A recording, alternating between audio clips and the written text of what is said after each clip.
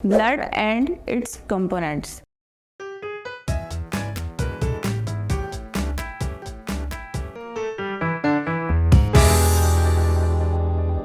I welcome you all on the platform of digital academics provided by Moonlight International Publishers. In this video, we will start our next topic, that is blood and its components. Previous topics के अंदर हमने circulatory system देखा. Circulatory system के total 3 parts है, heart, blood vessel and blood. अब हम study करेंगे blood को. Blood क्या है? Blood is a red color liquid. और ब्लड की लोकेशन क्या है कि ये ब्लड वेसल्स के अंदर होता है, ब्लड वेसल से बाहर नहीं होता, या आर्टरीज में या वेन्स में या कैपिलरीज में. Red colour pigment located in the blood vessels move from bodies one part to another part carrying different nutrients, food particles in the form of amino acids, in the form of fatty acids, in the form of glucose subunits, ATP के units. तो basically blood red colored liquid that moves from one part to another part of human body and any other living organism. तो blood vessels के अंदर blood होता है. इसके बाद हम देखते हैं कि ब्लड के कंपोनेंट्स क्या हैं, ब्लड के कितने पार्ट्स हैं, किन किन चीज़ों से बनता है. ब्लड जो एक लिक्विड है उसके अंदर क्या क्या चीज़ें पाई जाती हैं. फर्स्ट वन आ जाता है प्लाज्मा. अब प्लाज्मा के अंदर अगर आप देखें तो प्लाज्मा में 3 चीज़ें होती हैं. एक वाटर होता है, 90% प्लाज्मा के अंदर वाटर है, ये लिक्विड है, बारीक होता है, थिन लिक्विड है. फिर आप देखेंगे कि इसके अंदर प्लाज्मा के अंदर 90% वाटर होता है, 3.5% इसमें डिफरेंट अदर साल्ट्स आते हैं, जिसमें मिनरल्स भी आते हैं, डिफरेंट केमिकल्स भी आते हैं.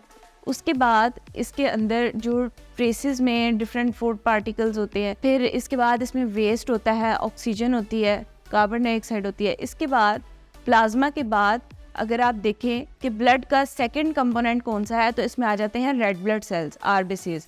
रेड ब्लड सेल्स का दूसरा नाम है इरिथ्रोसाइट्स. रेड ब्लड सेल्स का क्या काम होता है? इसके पास 2 चीज़ें होती हैं, एक हेमोग्लोबिन और एक oxygen. Haemoglobin is a red colour pigment जो पिगमेंटेशन प्रोवाइड करता है सारे ब्लड को. ब्लड का कलर रेड क्यों होता है? हीमोग्लोबिन की वजह से. हीमोग्लोबिन के पास बाइंडिंग एजेंट होते हैं, बाइंडिंग केमिकल बॉन्ड्स होते हैं जो ऑक्सीजन के साथ बॉन्ड बनाते हैं और फिर ऑक्सीजन को एक जगह से दूसरी जगह लेके जाते हैं in the form of blood. Blood stream के अंदर जो ब्लड है उसके अंदर हेमोग्लोबिन है. हेमोग्लोबिन उस ऑक्सीजन को कैरी करता है, कार्बन डाइऑक्साइड को कैरी करता है और एक्सचेंज ऑफ गैसेस में हेल्प आउट कराता है.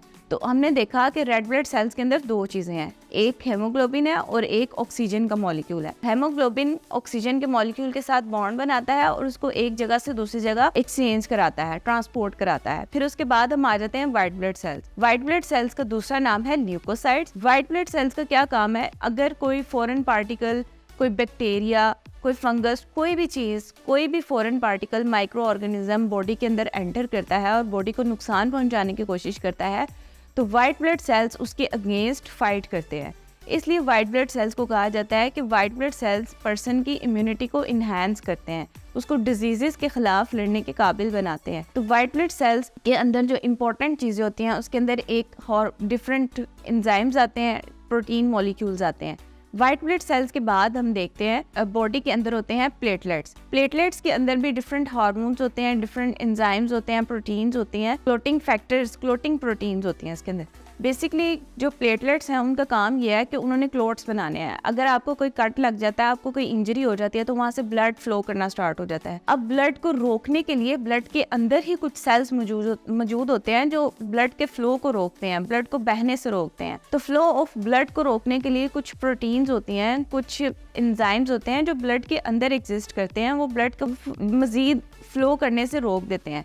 तो वहाँ पे क्लोटिंग सिस्टम बनता है, उस क्लोटिंग सिस्टम को प्लेटलेट्स मैनेज कराते हैं. इसके बाद ये ब्लड के फ्लो को रोकता है, उसके बाद ये ब्लड को क्लॉट बनाता है. ब्लड के ऊपर आपको एक थिक सी एक ब्लड की एक मेम्ब्रेन, एक लेयर नज़र आती है, उसको क्लोटिंग कहा जाता है, वो क्लॉट बन जाता है. इस तरह हमने देखा कि ब्लड एक रेड कलर का लिक्विड है. अगर इसके पार्ट्स को देखें तो इसके अंदर कॉन्स्टिट्यूएंट्स देखें तो इसके अंदर 4 चीज़ें हैं. सबसे पहले प्लाज्मा के अंदर 90% वाटर होता है और उसके बाद डिफरेंट साल्ट्स और वेस्ट प्रोडक्ट्स होते हैं.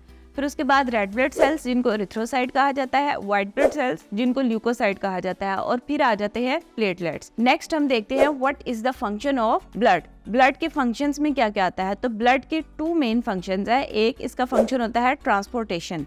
ट्रांसपोर्ट करना। किन किन चीज़ों को ट्रांसपोर्ट करता है? सबसे पहले ये ट्रांसपोर्ट करता है फूड के पार्टिकल्स को। फूड के पार्टिकल्स को ये नहीं कि अगर हम पिज़्ज़ा खाते हैं तो वो पिज़्ज़ा ही ट्रांसपोर्ट हो जाता है, उसको पहले ब्रेक डाउन उसकी होती है, फिर उसको एटीपी में कन्वर्ट किया जाता है। वो एटीपी ब्लड के अंदर होती है एज ए एनर्जी मॉलिक्यूल। वो एनर्जी मॉलिक्यूल एक जगह से दूसरी जगह ट्रांसफर होता है। तो इस तरह सबसे पहला काम ब्लड का ट्रांसपोर्ट करना डिफरेंट फूड पार्टिकल्स। फिर आ जाती हैं गैसेस। गैसेस ऑक्सीजन है, उसको बॉडी के डिफरेंट पार्ट्स तक लेके जाना, उसको हार्ट तक लेके जाना, उसको लंग्स तक लेके जाना, ये सारा का सारा काम ब्लड वेसल्स का है। फिर ब्लड का या ब्लड वेसल्स का है। फिर हम देखते हैं कि ये इंपॉर्टेंट रोल प्ले करता है मेटाबॉलिज्म ऑफ लीवर के मेटाबॉलिज्म में। अगर आप लीवर देखिए तो लीवर के अंदर यूरिया बनता है। जितनी भी ड्रग है वो वहाँ पे मेटाबोलाइज होती हैं। अगर आप कोई ड्रग लेते हैं, कोई मेडिसिन यूज़ करते हैं तो वो भी वहीं पे मेटाबोलाइज होती है लीवर के अंदर। तो ये लीवर के मेटाबॉलिज्म में हेल्प आउट करता है, उससे वेस्ट प्रोडक्ट्स को आ लेता है, यूरिया बनता है, उससे बाहर निकल जाता है बाय द ब्लड। फिर आप देखते हैं कि इसका एक इम्पॉर्टेंट फंक्शन है कि वेस्ट प्रोडक्ट्स जितने भी हैं उनको वेस्ट कार्बन डाइऑक्साइड है उसको बॉडी से बाहर निकाल देता है। फिर इसके बाद आता है इसका एक बहुत important function, that is immunity. Blood body को इम्यूनिटी प्रोवाइड करता है। अगर किसी को बुखार हो जाता है तो वो 1-2 दिन अगर मेडिसिन नहीं भी लेता तो वो बगैर मेडिसिन के भी ठीक हो जाता है। अगर आप फ्लू को लें तो फ्लू बगैर मेडिसिन के भी 3 to 4 डेज में ठीक हो जाता है। This is due to the immunity. और इम्यूनिटी किससे प्रोवाइड होती है? By blood. ब्लड के अंदर जो वाइट ब्लड सेल्स मौजूद हैं वो बॉडी को इम्यूनिटी प्रोवाइड करते हैं। तो इस तरह हमने देखा कि इसके ब्लड के बहुत इंपॉर्टेंट फंक्शंस हैं जिनके अंदर इम्यूनिटी आ गया और ट्रांसपोर्टेशन आ गया। फिर ये एक इम्पॉर्टेंट इसका रोल है हाइड्रेशन के अंदर।